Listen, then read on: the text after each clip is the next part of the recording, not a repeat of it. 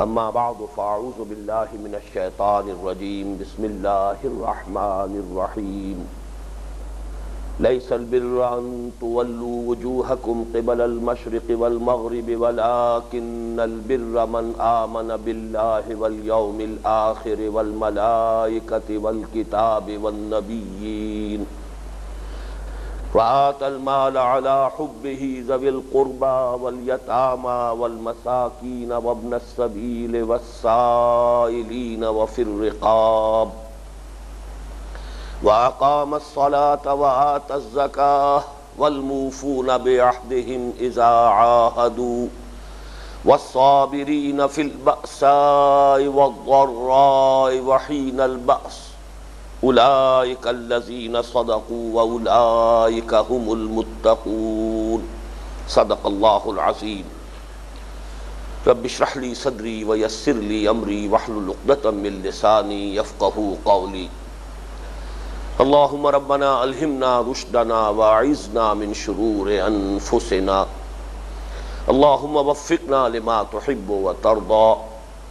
اللہم ربنا اجعلنا من عبادک الصادقین واجعلنا من عبادک المتقین آمین یا رب العالمین۔ پچھلی دو نشستوں میں آپ کو یاد ہوگا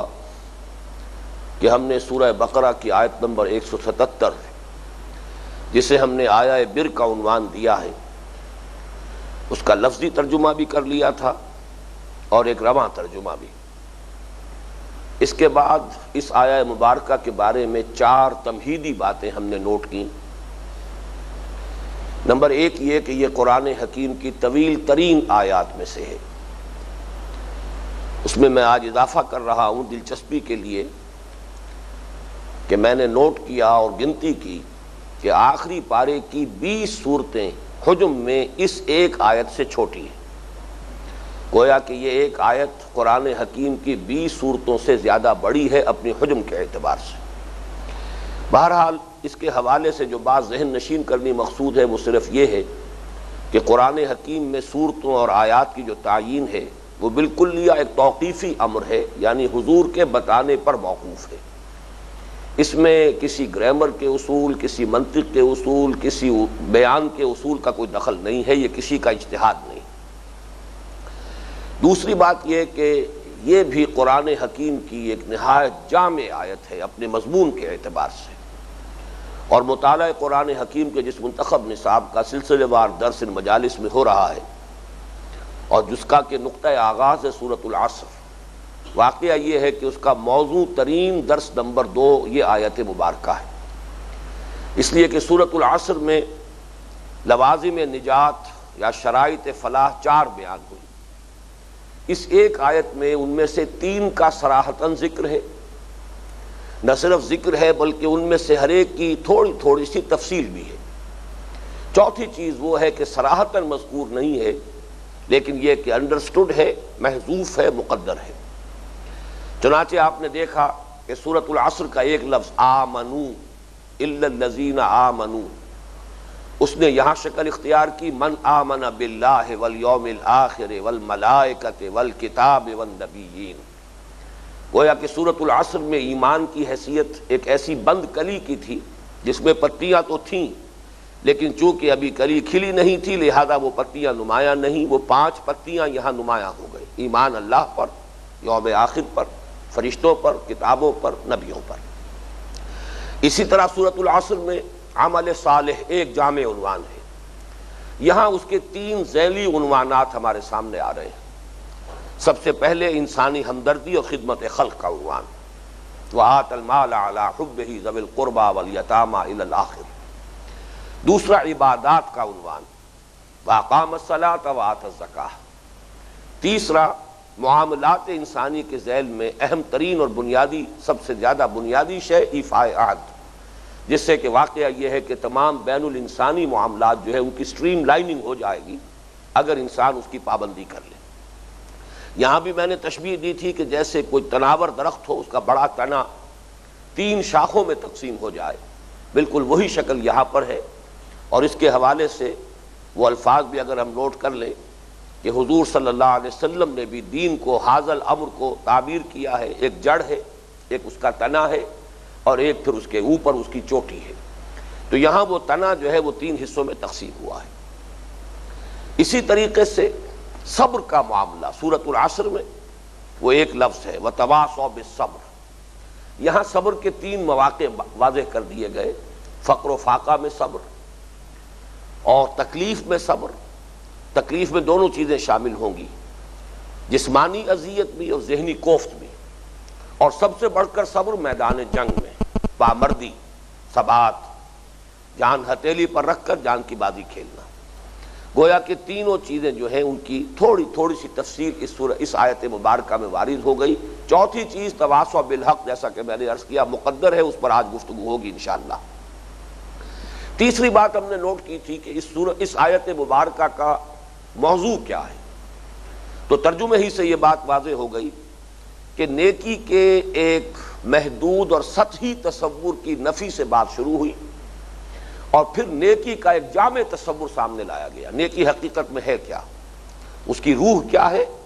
اس کے ظواہر اور مظاہر کیا ہیں، ان میں کون سی چیز اہم ترین ہے، کون سی اس کے بعد ہے. یہ ساری چیزیں جو ہیں در حقیقت اس موضوع پر گویا کہ قرآن حکیم کے فلسفہ اخلاق اور نظام الاخلاق پر یہ جامع ترین آیت ہے. یہاں آج میں اضافہ کر رہا ہوں کہ میری شدید خواہش ہے کہ کوئی صاحب اس ایک آیت کو اساس بنا کر، اس کو بنیاد بنا کر پوری کتاب لکھے قرآن حکیم کے فلسفہ اخلاق پر.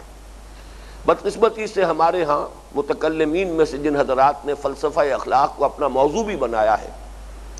انہوں نے یونانیوں سے بنیادی جو اس کے اصول اور مبادی ہیں، جو اصل بنیادی مباحث ہیں، وہ یونانی حکمات جو ہیں انہی سے اخذ کیے ہیں، وہیں سے بات کو آگے بڑھایا ہے. تو چاہیے کہ کس آیت مبارکہ کو بنیاد بنا کر اس پر ایک مبسوط تصنیف قرآن کے فلسفہ اخلاق اور نظام الاخلاق پر مرتب کی جائے. اور میری بڑی خواہش ہے اللہ تعالیٰ توفیق دے انہیں کہ برادر ڈاکٹر ابصار احمد صاحب اللہ تعالیٰ انہیں ہمت دے کہ وہ یہ کام کر گزریں. یہ ان کے میدان کی چیز ہے. آخری بات ہم نے نوٹ کی تھی کہ یہ بحث قرآن مجید میں کس سلسلہ کلام میں وارد ہوئی. معلوم ہوا کہ اس کے پس منظر میں تحویل قبلہ کا واقعہ ہے، جس سے کہ کچھ لوگوں کو بہت تشویش ہوئی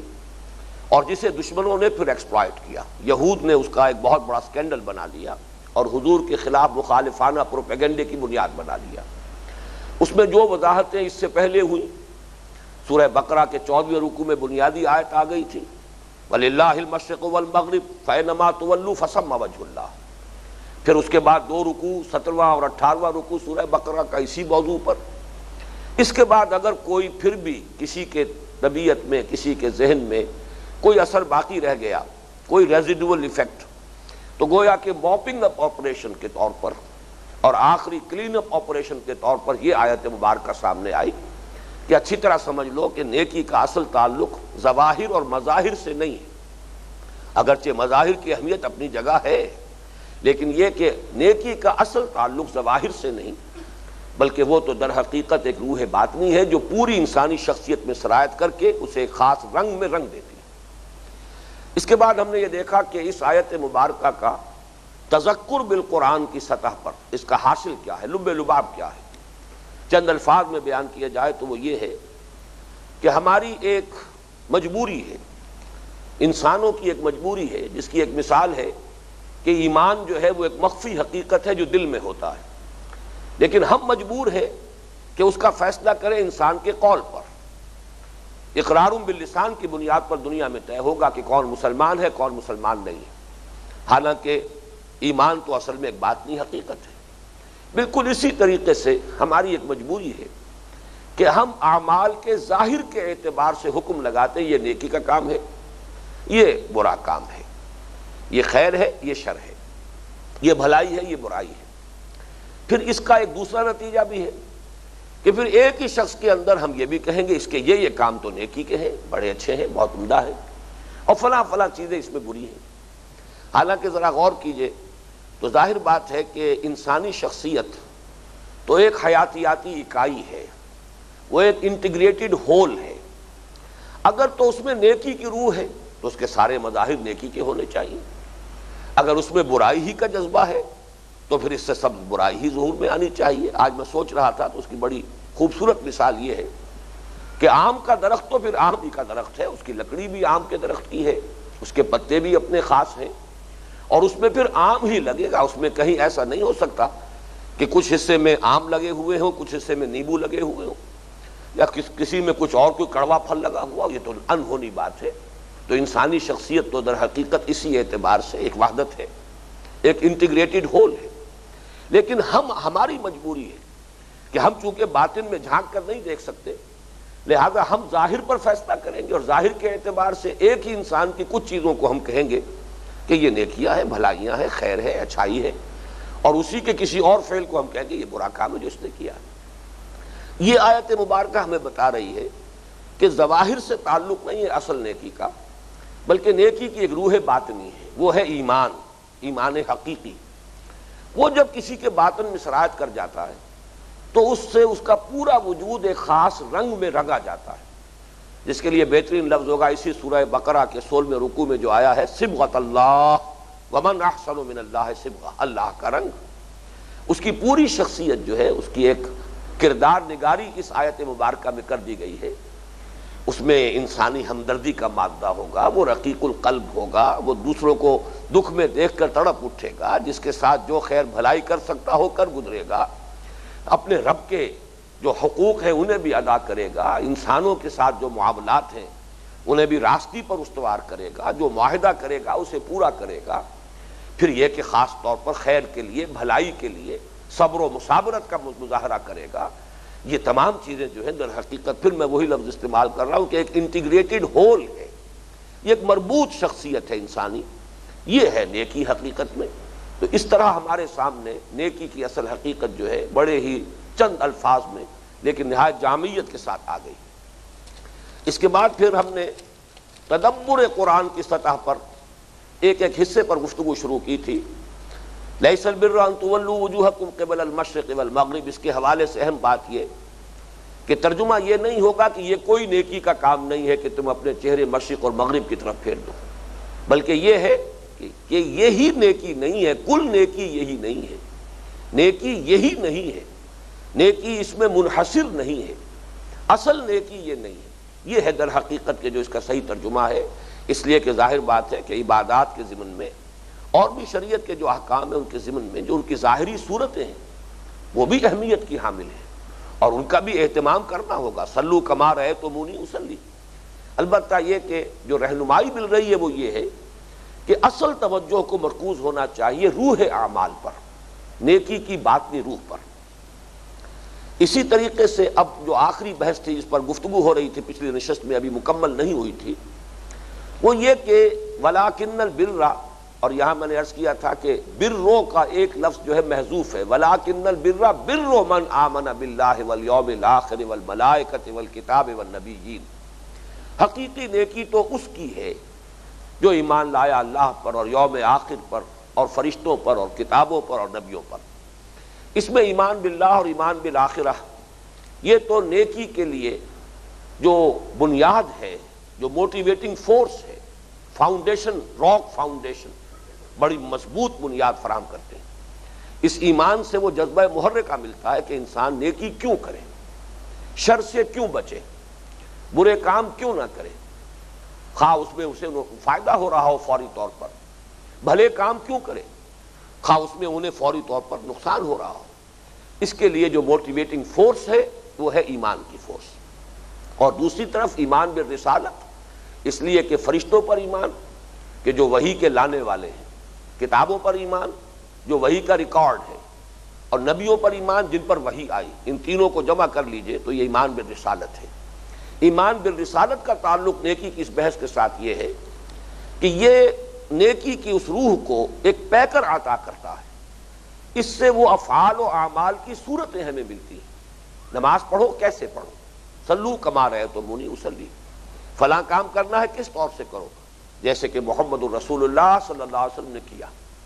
تو ایک تو یہ کہ لطافت بے کثافت جلوہ آرا ہو نہیں سکتی، یہ مجبوری ہے۔ روح کو بھی ضرورت ہے کسی جسد کی، پیکر کی، اس کے بغیر روح ظاہر نہیں ہوگی۔ تو اسی طریقے سے نیکی کے جذبے کو بھی کوئی نہ کوئی پیکر چاہیے، کوئی اس کے یہ جسد ظاہری ہونا چاہیے، اور وہ ہمیں ملتا ہے شریعت کا وہ حیولہ اور وہ ڈھانچہ کہ جس کے لیے واحد سورس ایمان بالرسالت ہے۔ اور اس سے بھی اہم تر بات یہ ہے کہ نبی کی شخصیت میں ہمیں در حقیقت ایک متوازن اور معتدل ماڈل ملتا ہے کہ تمام نیکیوں کو توازن کے ساتھ، اعتدال کے ساتھ کس طرح باہم سمو دیا جائے، ورنہ ہو سکتا ہے کہ کوئی ایک نیکی ضرورت سے زیادہ کسی کی انسانی کسی کی شخصیت کے اندر اس کا ظہور جو ہے غیر متوازن غیر معتدل طریقے پر ہو، یا نیکی کا جذبہ جو ہے حد اعتدال سے آگے بڑھ جائے تو وہ برائی کی صورت اختیار کر لے، جس کی سب سے بڑی مثال جو ہے وہ رہبانیت کا نظام ہے۔ ظاہر بات ہے کہ رہبانیت کا یہ نظام کسی برے نیت سے تو دنیا میں وجود میں نہیں آیا، خیر کا جذبہ، نیکی کا جذبہ، اللہ سے لو لگانے کا جذبہ، اور بالکل کسی بھی چیز میں دلچسپی نہ لینا تاکہ یکسوئی کے ساتھ اللہ ہی کے ساتھ تعلق قائم کیا جائے، جذبہ تو یہ تھا، محمود جذبہ ہے، لیکن اس نے غیر معتدل شکل اختیار کی ہے۔ اس لیے ہمیں ایک جامع اور متوازن اور معتدل ماڈل کی ضرورت ہے۔ یہاں آپ کی نگاہ میں وہ اہمیت واضح ہو گئی ہوگی اس آیہ مبارکہ میں جو بیان کیا گیا مضمون کہ لَقَدْ كَانَ لَكُمْ فِي رَسُولِ اللَّهِ أُسْوَةٌ حَسَنَةٌ، اللہ کے رسول کی شخصیت میں تمہارے لیے ایک نہایت عمدہ مثال ہے، ہر اعتبار سے متوازن اور معتدل مثال۔ میں یہ چاہتا ہوں کہ اس ایشو پر چند باتیں آپ کے سامنے اور بھی رکھوں۔ میں نے کل بر اور بر کے حوالے سے اس لفظ کی لغوی تحقیق بھی کی تھی، اسی طریقے سے کانٹ کے حوالے سے کہ کوئی اخلاقی زندگی ممکن نہیں ہے جب تک کہ خدا کو مانا نہ جائے، یہ ساری باتیں میں بیان کر چکا ہوں، لیکن مزید اس میں اضافہ کیجئے کہ یہ جو ایمان کا موٹو ہے اس کو اصطلاح شرعی میں ہم تعبیر کرتے ہیں نیت سے، جس کے لیے بڑی تاکید آئی ہے احادیث میں۔ چنانچہ اکثر محدثین کرام نے جو مجموعے مرتب کیے ہیں احادیث کے، ان کا آغاز کیا ہے اس مشہور حدیث سے، متواتر حدیث ہے، مشہور حدیث ہے، متفق علیہ حدیث ہے، پھر راوی حضرت عمر فاروق رضی اللہ تعالی عنہ، وہ فرماتے ہیں کہ نبی اکرم صلی اللہ علیہ وسلم نے ارشاد فرمایا انما الاعمال بالنیات، اعمال کا دار و مدار نیتوں پر ہے، اور اعمال سے یہاں مراد ہے نیکیاں۔ ظاہر بات ہے کہ معصیت یہاں مراد نہیں ہے، معصیت کے بنیاد اگر کسی نیک جذبے پر ہے تو وہ یہاں خارج بحث ہے۔ کوئی شخص اگر یہ کہے کہ میں خدمت خلق کے لیے دولت حاصل کرنے کے لیے ڈاکہ مار رہا ہوں، یا میں چوری کر رہا ہوں تاکہ کچھ لوگوں کی مدد کر سکوں، تو اس کو اس پر محمول نہ کیجیے۔ یہاں اعمال سے مراد نیکیاں ہیں، نیکیوں کا دار و مدار نیتوں پر ہے۔ وَإِنَّمَا لِكُلِّ امْرِئٍ مَا نَوَىٰ، اور ہر شخص کو وہی کچھ ملے گا جس کی اس نے نیت کی ہوگی۔ عمل کے ظاہر کے اعتبار سے نہیں ہوگا معاملہ، بلکہ اس کی جو باطنی نیت ہے، ارادہ ہے، اس کی اصل موٹو تھا، اس کا جذبہ محرکہ کیا تھا۔ اللہ کی میزان میں جو معاملات تلیں گے وہ اس اعتبار سے تلیں گے، جو اعمال کا فیصلہ ہوگا وہ اس پہلو سے ہوگا۔ چنانچہ بڑی خوبصورت جو ہے حضور صلی اللہ علیہ وسلم نے مثال بیان کی۔ ہجرت یہ ایک عمل تھا، جو لوگ بھی مکے سے ترک سکونت کر کے مدینہ منورہ آ گئے وہ مہاجر تھے، مکے کو چھوڑا مدینے آ گئے۔ لیکن یہ کہ جس شخص نے بھی یہ عمل کیا ہے، یہ تو ظاہری عمل ہے، جو شخص بھی مکے کو چھوڑ کر مدینے آ گیا وہ مہاجر ہے، لیکن یہ کہ موٹوز جدا ہو سکتے ہیں۔ ایسا بھی ہو سکتا ہے کہ ایک شخص نے یہ کام صرف اللہ اور اس کے رسول کے لیے کیا ہو، کوئی اور شے اس میں شامل نہ ہو، لیکن ایسا بھی ہو سکتا ہے کہ کوئی چیز اس میں شامل ہو گئی یا غالب جذبہ دوسرا ہو۔ تو حضور نے فرمایا فَمَنْ كَانَتْ هِجْرَتُهُ إِلَى اللَّهِ وَرَسُولِهِ فَهِجْرَتُهُ إِلَى اللَّهِ وَرَسُولِهِ، جس شخص کی ہجرت اللہ اور اس کے رسول کی طرف ہے، اس کی ہجرت اللہ اور اس کے رسول ہی کے حساب میں شمار ہوگی، محسوب ہوگی۔ لیکن وَمَنْ كَانَتْ هِجْرَتُهُ لِلدُّنْيَا يُصِيبُهَا أَوْ امْرَأَةٍ يَنكِحُهَا فَهِجْرَتُهُ إِلَى مَا هَاجَرَ إِلَيْهِ، لیکن جس کی ہجرت ہوگی دنیا کے لیے کہ اسے حاصل کر لے، یا کسی عورت سے، وہ عورت کے لیے ہو کہ اس سے نکاح کرے، تو پھر اس کی ہجرت اسی کے حساب میں شمار ہوگی، وہ اللہ اور اس کے رسول کے لیے شمار نہیں ہوگی۔ اس کو سمجھ لیجئے۔ میں چاہتا ہوں کہ اس حدیث کا مفہوم پوری طرح ذہن نشین ہو جائے کہ فرض کیجئے کوئی مسلمان ایسا ہو جو مکے میں کوئی کام کرتا تھا، کوئی کاروبار کرتا تھا، فرض کیجئے جیسے حضرت خباب بن الارت لوہار تھے، اب اگر یہ سب فرض کر رہا ہوں، معین طور پہ نہ سمجھ لیجئے گا کہ یہ بات حضرت خباب کے بارے میں کہہ رہا ہوں، مثال کے طور پر صرف کہہ رہا ہوں۔ فرض کیجئے یہ صورت پیدا ہوتی کہ جب انہوں نے دیکھا کہ میرے گاہک تو سارے مسلمان ہی تھے، وہ چلے گئے، اب یہ مشرکین تو میرا بائیکاٹ کر رہے ہیں، مجھ سے کوئی کام کرائے گا نہیں۔ اگر اس وجہ سے ہجرت کر رہے ہیں تو اللہ کو معلوم ہے کہ ان کا اصل جذبہ محرکہ کیا ہے، اس شخص کا اصل جو موٹیو ہے وہ کیا ہے۔ یا اگر کسی خاتون سے نکاح کا ارادہ تھا، خواہش تھی، اور وہ خاتون ہجرت کر کے مدینے چلی گئی، اب یہ بھی کچے دھاگے سے بندھے ہوئے چلے جا رہے ہیں، تو ظاہر بات ہے کہ ان کی ہجرت بھی اللہ تعالیٰ کے ہاں اس کے علم کامل کی بنیاد پر پھر اس خاتون کی طرف ہجرت ہی کے حساب میں شمار ہوگی، اللہ اور اس کے رسول کے لیے نہیں۔ تو یہ بڑی اہم حدیث ہے، انما الاعمال بالنیات۔ معلوم ہوا کہ اصل فیصلہ کن چیز عمل کا ظاہر نہیں ہے بلکہ وہ باطنی جذبہ ہے۔ اور بہت زیادہ لرزا دینے والی حدیث ضمن میں وہ ہے جس میں کہ حضور نے خبر دی ہے کہ قیامت کے میدان میں، قیامت کے روز سب سے پہلے 3 اشخاص کا مقدمہ پیش ہوگا، محاسبہ ہوگا۔ ایک وہ شخص جو دنیا میں اللہ کی راہ میں جنگ کرتا ہوا قتل ہو گیا، شہید سمجھا جا رہا تھا۔ ایک وہ شخص جس کے پاس بہت دولت تھی اور اس نے وہ دولت خیر کے کاموں میں، بھلائی کے کاموں میں، چیریٹی کے کاموں میں صرف کی۔ اور ایک وہ شخص کہ جو بہت صاحب علم تھا اور اس نے بہت علم پھیلایا، لوگوں کو علم پہنچایا۔ اب اللہ تعالیٰ ان میں سے ہر ایک کے سامنے پہلے اپنے احسانات گنوائے گا۔ میں نے تمہیں جسم کے اندر توانائی اور صحت عطا کی تھی، تم نے میرے لیے کیا کیا؟ میں نے تمہیں علم عطا کیا تھا، تم نے کیا کیا؟ میں نے تمہیں دولت عطا کی تھی، تم نے کیا کیا؟ اب یہ کہے گا وہ شہید جو دنیا میں سمجھا جا رہا تھا کہ اللہ میں نے تیری راہ میں جنگ کی تاکہ تو راضی ہو جائے اور میں نے اپنی جان دے دی۔ اللہ تعالیٰ فرمائیں گے انک قد قاتلت لأن یقال جریء، تو نے جنگ کی تھی اس لیے کہ کہا جائے کہ بڑا بہادر ہے، بڑا جری ہے، کیا کہنے اس کی شجاعت کے۔ فقد قیل، وہ کہا جا چکا، گویا کہ تمہارا مقصود و مطلوب دنیا ہی میں حاصل ہو چکا، تمہاری شجاعت کے ڈنکے بج چکے، اب یہاں تمہارے لیے کچھ نہیں۔ اس کے بعد فرشتوں کو حکم ہوگا اور وہ اسے اوندھے منہ کے بل گھسیٹتے ہوئے جہنم میں جھونک دیں گے۔ یہی حشر ہوگا اس صاحب علم کا کہ تم نے اصل میں دنیاوی شہرت کے لیے، اپنے علم کا ڈنکا بجوانے کے لیے یہ سارا کام کیا تھا۔ یہی معاملہ ہوگا اس سخی کا کہ تم نے در حقیقت اپنی سخاوت کا چرچا کرانے کے لیے یہ سارے نیکی کے کام کیے تھے، یہاں کچھ نہیں۔ تو یہ معاملہ جو ہے اس آیت مبارکہ کے حوالے سے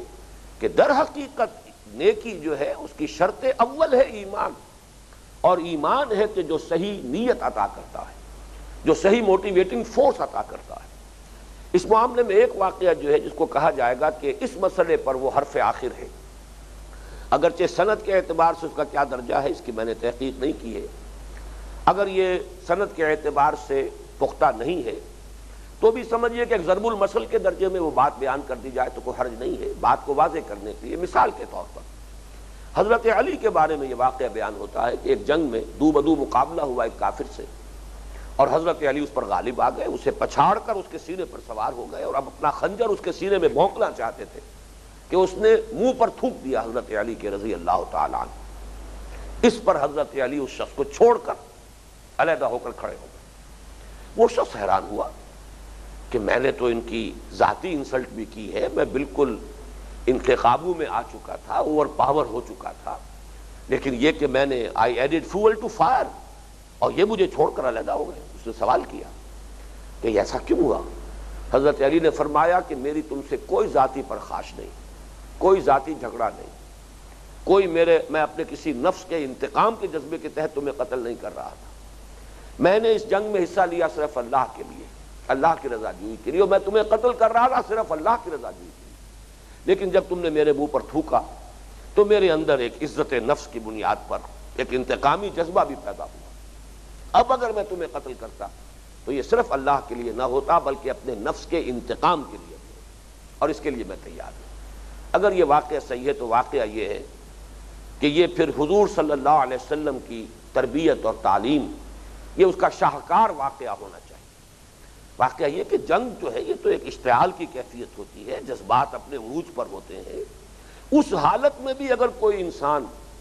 اپنے باطن میں جھانک رہا ہے اور اپنے عمل یا فعل کے موٹیوز پر نگاہ رکھے ہوئے ہیں، یہ کام میں کیوں کر رہا ہوں، کس لیے کر رہا ہوں، تو واقعہ یہ ہے کہ اس سے آگے اب انسانی تربیت کی کوئی اور مثال نہیں ہو سکتی۔ بہرحال ان چیزوں کو اچھی طریقے سے نوٹ کر لیجئے۔ اب اسی کے کانورس میں آئیے، وہ بات جو میں نے عرض کی تھی کہ عام طور پر یہ سوال بہت سے نوجوانوں کے ذہن میں خاص طور پر آتا ہے کہ ایک شخص ہے جو اگرچہ مسلمان نہیں ہے لیکن ایک ہی کام کرتا ہے،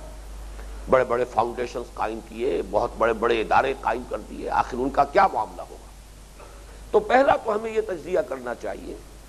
کہ ہر انسان جو عمل بھی کرتا ہے یقیناً اس کا کوئی نہ کوئی مقصود و مطلوب اس سے ہوتا ہے۔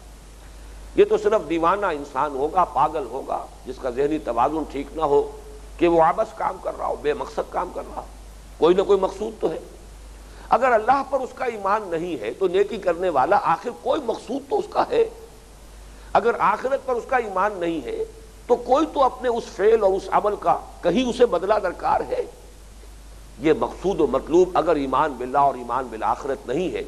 تو تجزیہ کریں گے یہی بنے گا، یا شہرت ہے یا یہ کہ دنیا میں کوئی اس سے اور مفاد وہ حاصل کرنا چاہتا ہے۔ جیسے ہمارے ہاں بہت سے لوگ بڑے بڑے فاؤنڈیشنز قائم کر دیتے ہیں لیکن اسے حکومت میں رسائی کا ذریعہ بناتے ہیں، حکام تک رسائی ہے، اس میں نہ معلوم کیا کیا پھر فوائد حاصل کرتے ہیں، حکام رسی کا ذریعہ۔ تو اس طریقے سے کوئی نہ کوئی موٹیو ہوتا ہے، اور اگر وہ ایمان باللہ اور ایمان بالآخرت نہیں ہے تو یقیناً کوئی دنیاوی مفاد ہے، کوئی نہ کوئی چیز۔ جیسے کہ ہم کہتے ہیں یہ چیزیں تو چونکہ بالکل صریح ہوتی ہیں لہذا اس پر حکم جو ہے بڑی آسانی سے لگ جاتا ہے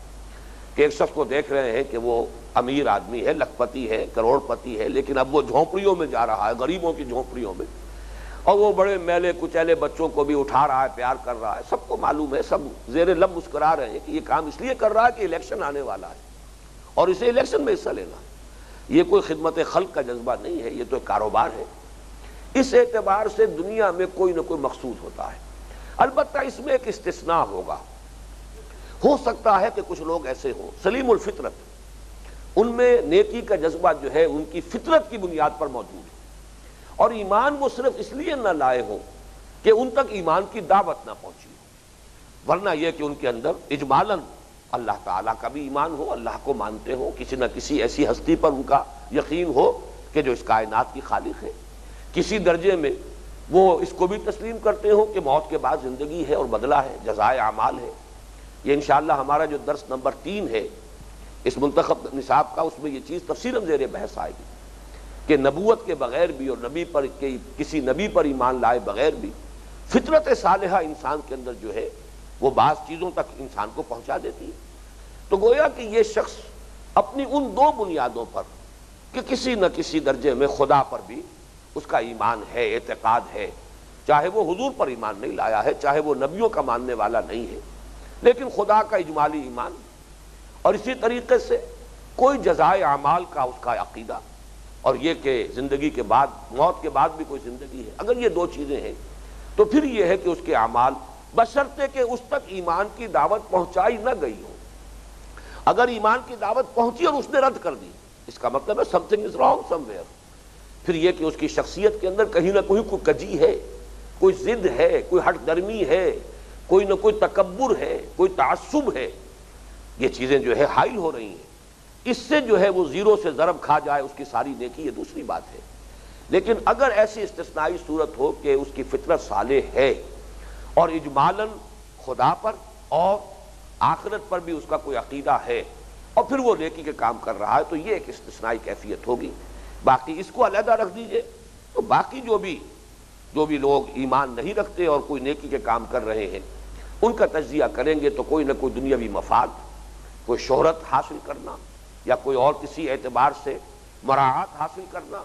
حکومت میں، اس نظام میں کوئی نہ کوئی چیز پیش نظر ہوتی ہے، اور ظاہر بات ہے کہ پھر اس کے وہ اعمال جو ہے وہ اسی حساب کے اندر محسوب ہوں گے، وہ حقیقی نیکی قرار نہیں پائیں گے۔ اسی طریقے سے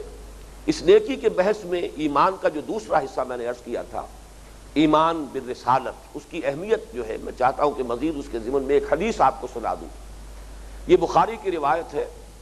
3 اشخاص کا معاملہ، سراس و راہتن، 3 افراد صحابہ کرام میں سے ہیں، ان میں نیکی کا یہ جذبہ مشتعل ہوا، خوب جوش پر آیا، اب انہوں نے یہ اندازہ کرنے کے لیے کہ حضور کتنی نفلی عبادات کرتے ہیں ازواج مطہرات سے کچھ معلومات حاصل کی. حضور رات کو کتنی دیر تک نماز پڑھتے ہیں، حضور ہر مہینے میں کتنے روزے نفلی رکھتے ہیں، اور جو انہیں اطلاعات بہم پہنچائی گئیں اس پر انہیں کچھ خیال ہوا، کچھ حیرت بھی ہوئی کہ جتنا ان کا خیال تھا اتنی تو عبادت نہیں ہے حضور کی. لیکن حضور کا معاملہ تھا اپنے دل کو مطمئن کرنے کے لیے انہوں نے کہا کہ حضور کے لیے یہ بھی کافی ہے، اس لیے کہ آپ تو معصوم ہیں، گناہ کا صدور ہی نہیں ہو سکتا، اور بالفرض کسی اعتبار سے کسی پہلو سے اگر کسی لفظ گناہ کا کوئی اطلاق کیا جا سکتا ہو کسی معاملے میں تو اللہ تعالیٰ پیش کی معافی دے چکا. لقد غفر اللہ ما تقدم من ذنبک وما تأخر، اللہ تو معاف کر چکا ہے نبی آپ کی تمام تقصیرات کو، چاہے وہ پچھلی تھی اور چاہے وہ بعد کی ہے. لہذا حضور کے لیے تو اتنی عبادت کافی، ہمارے لیے کافی نہیں. اس بنیاد پر اب ان میں سے ایک نے یہ طے کیا کہ میں تو ساری رات نماز پڑھا کروں گا، اپنی کمر بستر سے نہیں لگاؤں گا. دوسرے نے کہا کہ میں ہمیشہ روزہ رکھا کروں گا، کسی روز بھی ناغہ نہیں کروں گا. تیسرے نے کہا بھئی یہ شادی بیاہ کا معاملہ جو ہے یہ کھکیڑ، اور اس سے جو ہے پھر انتشار پیدا ہوتا ہے اور توجہ جو ہے مرتکز نہیں ہو سکتی، اللہ سے لو نہیں لگا سکتا انسان جیسے کہ لگانی چاہیے، تو میں تو تجرد کی زندگی گزاروں گا، میں شادی بیاہ کے کھکیڑ میں نہیں پڑوں گا. حضور کو اطلاع ہوئی تو آپ نے طلب فرمایا، اظہار ناراضگی فرمایا، اور بڑے غصے کے عالم میں، حالانکہ یہ بات بڑی غیر معمولی ہے حضور کے اعتبار سے، غصے کے عالم میں فرمایا کہ خدا کی قسم میں تم میں سب سے بڑھ کر متقی ہوں اور سب سے بڑھ کر اللہ سے ڈرنے والا ہوں. یعنی تم اگر یہ سمجھتے ہو کہ مجھ سے تم ان معاملات کے اندر کہیں آگے نکل جاؤ گے تو یہ تمہارا مغالطہ ہے، لیکن میرا معاملہ یہ ہے، میرا طرز عمل یہ ہے کہ میں رات کو نماز بھی پڑھتا ہوں اور سوتا بھی ہوں، آرام بھی کرتا ہوں، میں روزے رکھتا بھی ہوں اور نہیں بھی رکھتا، ناقے بھی کرتا ہوں، اور میرے بیوی بچے ہیں، گھر گرستی والی زندگی میں نے اختیار کی ہے، متعدد ازواج ہیں میرے ہاں. فمن رغب عن سنتی فلیس منی، تو سن لو کان کھول کر کہ جسے میرا یہ طریقہ پسند نہیں ہوگا اس کا مجھ سے کوئی تعلق نہیں. تو اس سے در حقیقت پورا معاملہ سمجھ میں آتا ہے کہ نیکی بھی ایک جذبہ ہے، یہ جذبہ حد اعتدال سے تجاوز کرتا ہے. اور تاریخ مذاہب میں تو آپ کو اس کی بڑی مثالیں ملیں گی. یہ رہبانیت کا پورا نظام، یہ تپسیائیں، یہ نہ معلوم سال ہا سال تک جنگلوں کی خاک چھاننا اور کہیں غاروں میں جا کے بیٹھنا اور پہاڑوں کی چوٹیوں پر دھونی رمانا، اور کہیں کھڑے ہیں تو بس ہاتھ اونچا کر کے کھڑے ہیں یہاں تک کہ ہاتھ سوکھ گیا ہے. یہ ساری جو بھی تپسیاں اور ریاضتیں ہوئی ہیں دنیا میں، اور انسان اپنے تمام طبعی تقاضوں کو اور اپنی پوری شخصیت کو جو ہے جس کو کچلنے کی کوشش کرتا رہا ہے، یہ تمام چیزیں غیر فطری ہیں اور یہ غیر طبعی ہے، غیر منطقی ہے. لیکن ان کا اگر تجزیہ کریں گے تو معلوم ہوگا کہ نیکی ہی کا ایک جذبہ ہے جو اس کی بنیاد ہے، جس کا بہترین مقام جو ہے قرآن مجید میں، وہ سورہ حدید میں اس کے آخری رکوع میں، چوتھے رکوع میں، جو متبعین حضرت مسیح علیہ السلام کا وہاں ذکر ہے کہ ہم نے ان کے دل میں رافت اور رحمت کے نیکی کے جذبات کو ہم نے پیدا کیے تھے. وَجَعَلْنَا فِي قُلُوبِهِمُ الَّذِينَ اتَّبَعُوهُ رَأْفَةً وَرَحْمَةً، جنہوں نے حضرت عیسیٰ کی پیروی کی ان کے دلوں میں ہم نے رافت اور رحمت کے جذبات پیدا کر دیے. لیکن وَرَهْبَانِيَّةً ابْتَدَعُوهَا مَا كَتَبْنَا عَلَيْهِمْ، رہبانیت کی بدعت انہوں نے ایجاد کی، وہ ہم نے ان پر فرض نہیں کی تھی، یہ ہماری چیز نہیں تھی بلکہ ان کی اپنی بدعت تھی جو انہوں نے ایجاد کی. پھر یہ کہ وہ اس کی پابندی بھی نہ کر پائے، فَمَا رَعَوْهَا حَقَّ رِعَایَتِهَا. کچھ لوگ تو ہوتے ہیں غیر معمولی قوت ارادی کے حامل کہ وہ ایسے فیصلے کر کے پھر ان میں پورے بھی اتر سکیں اور اس کی پابندی کر سکیں، پوری عمر نبھا سکیں ان فیصلوں کو. اکثر و بیشتر کا معاملہ یہ ہوگا کہ اوپر پردے پڑے رہ جائیں گے رہبانیت کے اور تجرد کے، اور اس کے پس پردہ جو ہے بدترین جو ہے شہوت کا معاملہ چل رہا ہوگا، اور بدترین جو ہے معاملات زندگی کے وہ طے پا رہے ہوں گے. اور جیسا کہ آپ کو معلوم ہے کرسچین مناسٹسزم کی تاریخ جو ہے، عیسائی رہبانیت کی تاریخ، اور یہ تمام جو راہب گھر جو دنیا میں رہے ہیں ان کے تہخانوں میں جو کچھ ہوتا رہا ہے، اور ناجائز بچوں کی جو قبرستان بنتے رہے ہیں، یہ ساری چیزیں جو ہیں یہ تاریخ ان کی گواہی دے رہی ہے. اور آج بھی وہ جمی سواگرٹ ہو یا کوئی اور ہو، ان میں سے بڑے بڑے لوگوں کی جب انفرادی زندگی کے پردے چاک ہوتے ہیں تو لوگوں کو شرم آتی ہے، بدترین دنیا دار شرما کر رہ جائیں گے. یہ سب اس لیے ہے کہ در حقیقت یہ معاملہ انسان کی جو اللہ تعالیٰ نے طبیعت بنائی ہے اور جو اس کے طبعی تقاضے ہیں ان پر غیر طبعی اور غیر فطری قدغنیں لگانا،